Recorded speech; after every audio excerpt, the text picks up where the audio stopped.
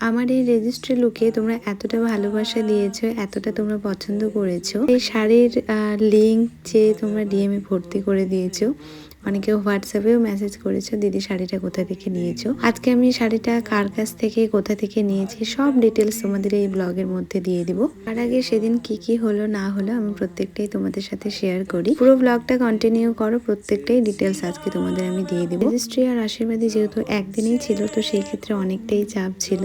আর এটা ছিল আমাদের সকালবেলার লুক, মানে আমার রেজিস্ট্রিতে যখন যাই তখন। আর আমাদের যেতে হয়েছিল গঙ্গারামপুরে, যেহেতু আমাদের দক্ষিণ দিনাজপুর পড়ছে, তো সেই ক্ষেত্রে আমাদের গঙ্গারামপুর আর কালিয়াগঞ্জ রায়গঞ্জ হলে তো আমাদের অনেকটা সুবিধা হতো।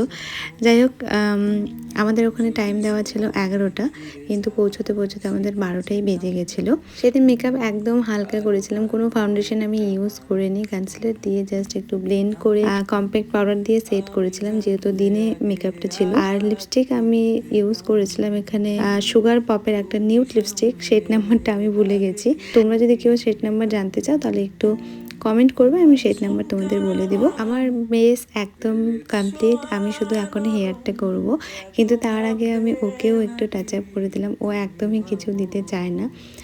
আমি একটু বলেছিলাম যে একটু ময়শ্চারাইজার জাস্ট খালি একটু দাও, তো ময়শ্চারাইজার দিয়ে ও উঠে গেছিলো। যেহেতু ওপেন হেয়ার করব, তো সেই ক্ষেত্রে একা তো পসিবল ছিল না, তো অনিতা আর সোনিয়া আমাকে প্রচণ্ড হেল্প করেছে। এই দুজন মানে কি বলবো, থ্যাংক ইউ সো মাচ ওদেরকে।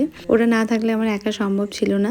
আর এখানে নাকের নথনি পরেছিলাম, কিন্তু আমার বর মানে চিন্ময় বলছিল যে না ভালো লাগছে না, তো সেই ক্ষেত্রে সেটাকে আমি স্কিপ করেছি। রেজিস্ট্রি অফিসে আমরা পৌঁছে যাই, এরপরে আমার শ্বশুরবাড়ির লোকজন আসে।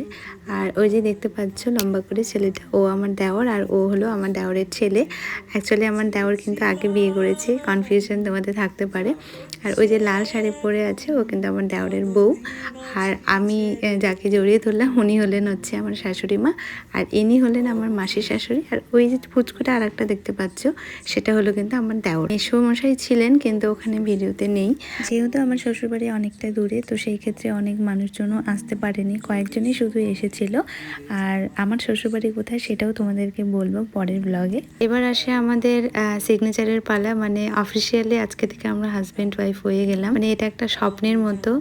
আর প্রিয় মানুষকে কাছে পাওয়া, প্রিয় মানুষকে আপন করে পাওয়াটা সত্যি খুব একটা খুশির ব্যাপার, আনন্দের ব্যাপার। আর সেদিন আমার সত্যি একটা আনন্দ কাজ করছিল, একটা ভয়ও কাজ করছে। জীবনে একটা নতুন অধ্যায় শুরু করার প্রচেষ্টায় আমরা দুজনে, তো দুজনে প্লাস আমাদের ফ্যামিলির সবাই। তো আশীর্বাদ করবা তোমরা সবাই, সবাই পাশে থেকেও যেন আমরা ভালো মতো থাকতে পারি। আমার বাবা মা সেখানে যায়নি, কারণ বাবা মা যাওয়া পসিবল ছিল না, যেহেতু আমাদের একদিনই সবটা ছিল, তো অ্যারেঞ্জমেন্ট করার ব্যাপার ছিল বাড়িতে, তো সেই কারণে দাদা আর বৌদি আমাদের সঙ্গে যায়। আচ্ছা, এবার আসে শাড়ি নিয়ে। শাড়িটা আমি যেটা পরেছি, যেই পেজ থেকে আমি নিয়েছি সেই পেজ আমি কমেন্টে দিয়ে দিচ্ছি, তোমরা সেখান থেকে কথা বলে নিবে।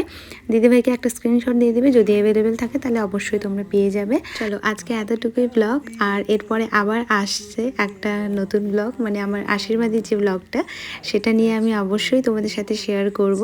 ততদিন টাটা, সবাইকে ভালো থেকো, সুস্থ থেকো, দেখা হচ্ছে তোমাদের সাথে আবার।